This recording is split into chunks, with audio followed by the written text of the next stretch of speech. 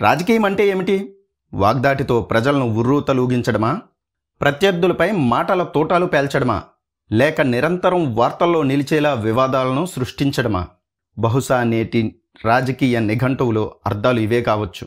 కానీ ఈ శబ్ద కాలుష్యానికి పూర్తి భిన్నంగా నిశ్శబ్దాన్ని తన ఆయుధంగా, పనిని తన ఏకైక ప్రచార సాధనంగా మలుచుకున్న ఒక రాజకీయ ప్రయోగం మన కళ్ళ ముందే జరుగుతోంది. ఆ ప్రయోగం పేరే సానా సతీష్ బాబు. ఒక్క విషయం ముందుగా స్పష్టం చేయాలి. ఇది ఆయనపై రాస్తున్న ప్రశంసాపత్రం కాదు. ఎందుకంటే ప్రశంసలను, పొగడ్తలను ఆయన నైజం అంగీకరించదు. ఇది కేవలం వాస్తవాల నివేదిక. క్షేత్రస్థాయిలో జరిగిన పనులకు, సభలో అడిగిన ప్రశ్నలకు, వాటి ద్వారా సాధించిన ఫలితాలకు అక్షర రూపం.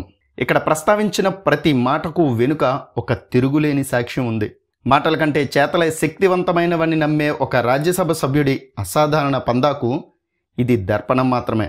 అధ్యాయం 1 అధికార కేంద్రం కాదు, పరిష్కార వేదిక. కాకినాడలోని ఒక ఎంపీ కార్యాలయం అనగానే మనకు కనిపించే దృశ్యానికి సానా సతీష్ బాబు కార్యాలయానికి అసలు పోలికే ఉండదు. అది సమస్యల పరిష్కారానికి ఏర్పాటైన ఒక వార్ రూమ్లా ఉంటుంది. అక్కడ ఆయన ఫోటోల కంటే కాకినాడ పార్లమెంటు నియోజకవర్గ మ్యాపులు, అభివృద్ధి ప్రాజెక్టుల బ్లూ ప్రింట్లు, ప్రజల నుంచి వచ్చిన వినతుల ఫైళ్లు ఎక్కువగా కనిపిస్తాయి. సమస్యతో వచ్చిన సామాన్యుడు పరిష్కారంతో సంతోషంగా వెళ్ళాలి. ఇదే అక్కడ పనిచేసే బృందానికి ఆయన ఇచ్చే ఏకైక ఆదేశం. అందుకే ఆయన అందుబాటులో ఉన్నా లేకున్నా ఆ కార్యాలయపు తలుపులు 24 గంటలు తెరిచే ఉంటాయి. ఒక వ్యవస్థీకృత బృందం నిరంతరం ప్రజా సమస్యలను స్వీకరిస్తుంది, వాటిని వర్గీకరిస్తుంది, సంబంధిత అధికారుల దృష్టికి తీసుకెళ్తుంది, పరిష్కారం అయ్యే వరకు వదిలిపెట్టదు. అదొక ప్రచారం, ఆర్భాటం లేని సేవా యజ్ఞం. గంటల తరబడి పడిగాపులు కాయాల్సిన అవసరం లేకుండా ఒక సామాన్యుడు తన గోడును వెళ్లబోసుకునే ధైర్యాన్నిచ్చే వాతావరణం కల్పించడం ఆయన ప్రజాస్వామ్యంపై ఉంచిన నమ్మకానికి నిదర్శనం. అధ్యాయం 2 రాజ్యసభ. ప్రశ్నలు కాదు, ప్రజా సంక్షేమ ఆధారాలు. రాజ్యసభ వేదికను చాలామంది తమ వాగ్దాటిని ప్రదర్శించడానికి వాడుకుంటారు. కానీ సతీష్ బాబుకు అది ప్రజల తరపున ప్రభుత్వాన్ని నిలదీసే ఒక ఆయుధశాల. ఆయన ప్రశ్నలు ఆవేశంతో కాదు, ఆధారాలతో ఉంటాయి. ఆయన గొంతు పెంచరు, కానీ ఆయన ప్రశ్నలోని పదును ప్రభుత్వాలను కదిలిస్తుంది. ఆయన పనితీరుకు కొన్ని తిరుగులేని సాక్ష్యాలు. సాక్ష్యం 1 13 కోట్లు తెచ్చిన ఒక ప్రశ్న, యువతకు భరోసా. ఎంఎస్ఎంఈ పరిశ్రమలపై ఆయన అడిగింది ఒక సాధారణ ప్రశ్న కాదు, కాకినాడ యువత భవిష్యత్తుకు సంబంధించిన బాధ్యతాయుతమైన పిలుపు. ఫలితం కాకినాడకు 13 కోట్లు మంజూరు. ఈ డబ్బుతో వందలాది ఉద్యోగాలు పుట్టాయి, వేలాది కుటుంబాల్లో ఆశలు చిగురించాయి.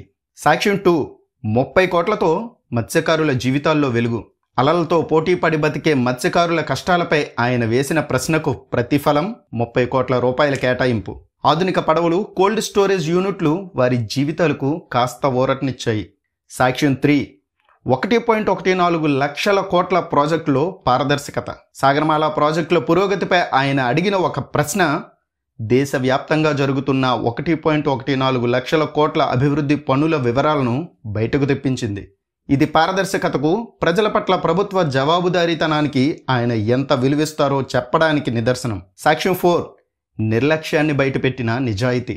బయోగ్యాస్ పైప్ లైన్పై ఆయన వేసిన ప్రశ్నకు గత ప్రభుత్వం అసలు దరఖాస్తే చేయలేదన్న చేదు నిజాన్ని కేంద్రం సభలో ఒప్పుకుంది. ఇలా కాకినాడ సజ్కు రైలు కనెక్టివిటీ నుంచి విద్యుత్ ప్రైవేటీకరణ వరకు ఆయన ప్రతి ప్రశ్న వెనుక ప్రజా ప్రయోజనం అనే ఒకే ఒక్క లక్ష్యం కనిపిస్తుంది. అధ్యాయం 3 క్రీడా మైదానంలో సంస్కరణల స్ఫూర్తి. సానా సతీష్ బాబు కేవలం రాజకీయ నాయకుడే కాదు, ఆయన స్వతహాగా ఒక క్రికెటర్. అందుకే ఆంధ్ర క్రికెట్ అసోసియేషన్ కార్యదర్శిగా బాధ్యతలు చేపట్టిన ఏడాది కాలంలోనే ఆయన ఆ సంస్థలో విప్లవాత్మకమైన మార్పులకు శ్రీకారం చుట్టారు. ఒక క్రీడాకారుడిగా క్రికెట్ అసోసియేషన్లో సాధక బాధకాలు, పైరవీల సంస్కృతి, ప్రతిభావంతులు ఎదుర్కొనే అవమానాలు ఆయనకు పూర్తిగా తెలుసు. ఆ ప్రత్యక్ష అనుభవమే ఇప్పుడు ఏసీఏలో ప్రక్షాళనకు, సంస్కరణలకు పునాది వేసింది. ఈ మార్పులకు నిలువుటద్దమే విశాఖలో టిఫిన్ బండి నడుపుకుంటూ జీవనం సాగించే ఒక నిరుపేద ప్రతిభావంతుడైన క్రికెటర్కు ఏసీఏలో చోటు కల్పించడం. ఎలాంటి రాజకీయ ఒత్తిళ్లకు తలగొకుండా సిఫార్సుల సంస్కృతిని పక్కన పెట్టి కేవలం ప్రతిభకు మాత్రమే పట్టం కట్టాలనే ఆయన సంకల్పానికి ఇది తిరుగులేని సాక్ష్యం. ఆయన చొరవతోనే సామర్లకోట, విజయనగరం, గుంటూరు వంటి ప్రాంతాల నుంచి ఎందరో అర్హులైన పేద క్రీడాకారులు వెలుగులోకి వస్తున్నారు. ఒత్తిడి వస్తే సున్నితంగా తిరస్కరించడం, ప్రతిభ కనిపిస్తే మనస్ఫూర్తిగా ప్రోత్సహించడం అనే ఆయన విధానం క్రీడా సంఘాల్లో పాతుకుపోయిన రాజకీయాలకు బలమైన సమాధానం చెబుతోంది. ముగింపు. పని మాట్లాడుతూ ఉంటే మనిషి మౌనంగా ఉండొచ్చు. రాజకీయాల్లో తనకంటూ ఒక ప్రత్యేకమైన అనుసరణీయమైన మార్గాన్ని సృష్టించుకున్నారు సానా సతీష్ బాబు. నియోజకవర్గ అభివృద్ధి కోసం పార్టీలకు అతీతంగా ఇతర ఎమ్మెల్యేలతో కలిసి పనిచేయడం, తనను విమర్శించే వారి ప్రశంసలు కూడా పొందడం ఆయన రాజకీయ పరిణతికి నిదర్శనం. ఆయన ప్రస్థానం చూస్తుంటే ఒక్కటే అర్థమవుతుంది: పని మాట్లాడుతూ ఉన్నప్పుడు మనిషి మౌనంగానే ఉండొచ్చు.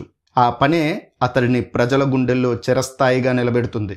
ప్రచార ఆర్భాటాలు, పటాటోపపు సన్మానాలు తాత్కాలికమైనవి, కానీ ప్రజల జీవితాల్లో తెచ్చిన మార్పు శాశ్వతమైనది. సానా సతీష్ బాబు ఆ శాశ్వతమైన మార్పు వైపే తన ప్రయాణాన్ని నిశ్శబ్దంగా, నిబద్ధతతో కొనసాగిస్తున్నారు. ఆయన రాజకీయ ప్రయోగం భవిష్యత్ తరాల నాయకులకు ఒక పాఠ్యపుస్తకంలా నిలిచిపోతుందనడంలో సందేహం లేదు.